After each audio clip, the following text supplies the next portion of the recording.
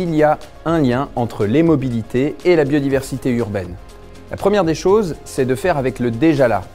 La destruction, la fragmentation des habitats, autrement dit ce que l'on appelle le changement d'usage des sols, est l'une des 5 pressions majeures responsables de l'effondrement de la biodiversité.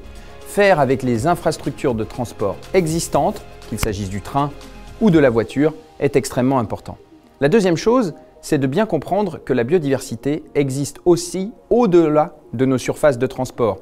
Nos véhicules ont un impact sur les écosystèmes, dans leur production, dans l'extraction des matériaux, en particulier des métaux. Donc, transformer des véhicules pour les électrifier, pour les passer de carburant à des énergies renouvelables, est aussi une voie vertueuse pour les écosystèmes. Et enfin, le troisième point, c'est de renaturer les voies de transport. La première des choses, c'est de désimperméabiliser, faire en sorte que l'eau puisse s'infiltrer lentement dans les sols pour éviter les inondations en cas de forte pluie.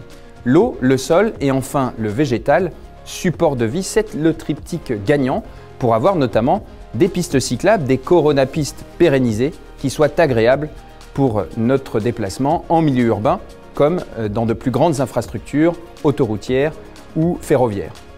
Autrement dit, en 1, on fait avec le déjà là en termes d'infrastructure.